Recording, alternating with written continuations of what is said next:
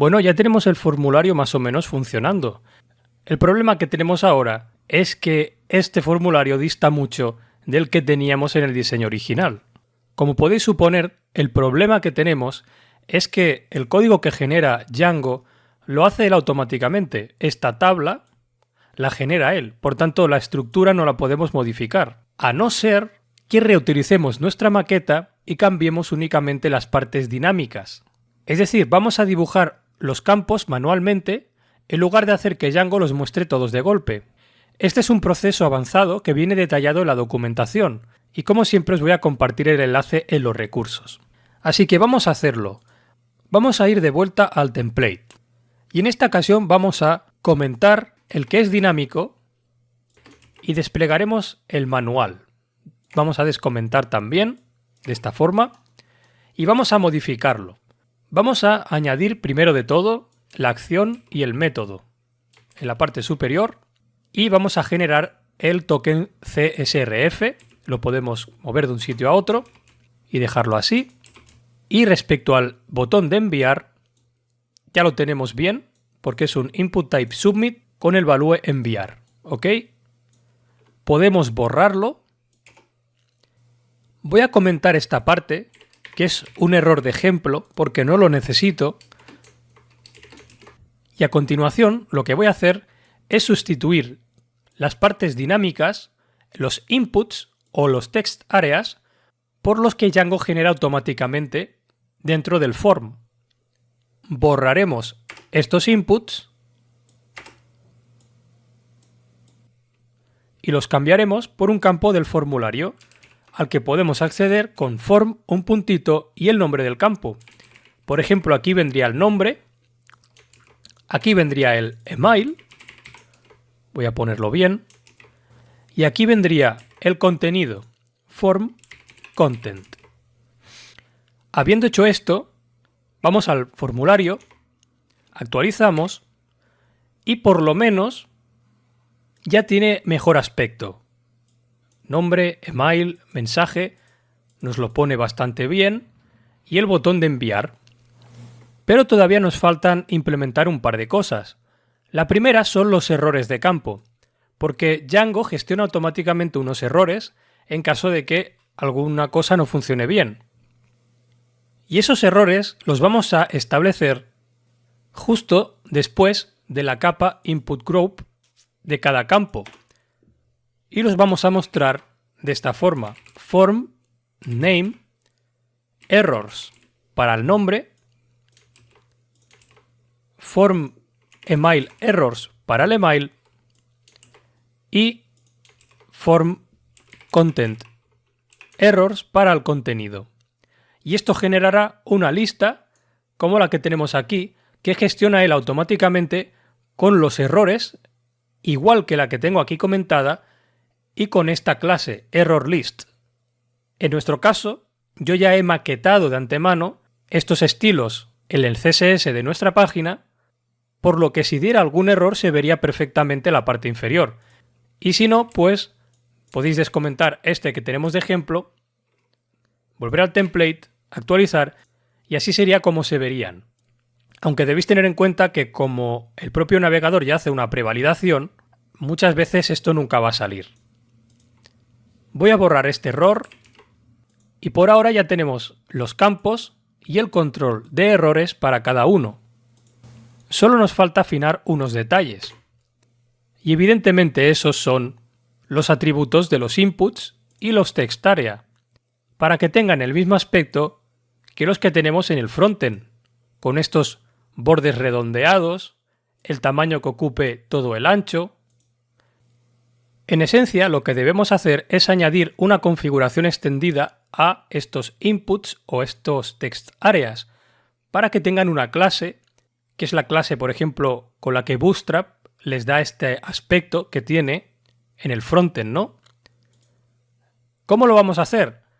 Pues lo vamos a pasar en forma de atributos dentro del diseño del propio formulario en el fichero forms.py. Así que vamos de vuelta al código, al fichero forms.py y vamos a añadir, por ejemplo, al name una coma y aquí vamos a añadir un widget. Este widget nos servirá para extender la configuración de nuestro input.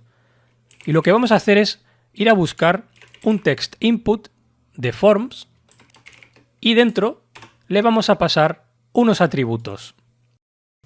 Para declarar estos atributos debemos crear un campo llamado attrs de atributos que no es ni más ni menos que un diccionario, el cual contendrá claves y valores en forma de esos atributos que extenderán el input o el widget que estemos mostrando en el HTML.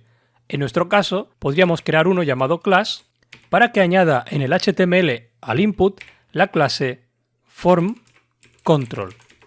Si guardamos esto y volvemos a la página y actualizamos, como veis, me ha añadido la clase formControl y ahora se ve siguiendo los estilos de Bootstrap, de manera que ocupa todo el espacio horizontal y además crea un efecto mucho más interesante al seleccionar el campo. Ahora, siguiendo la misma lógica, voy a añadir lo mismo para el email y voy a modificar el que tengo con el text area, inicializándolo de la misma manera y pasándole también este diccionario de atributos. De vuelta a mi formulario, si actualizo, pues como veis ya queda mucho más bonito. Pero por ejemplo este mensaje es demasiado alto, yo quiero que ocupe menos espacio.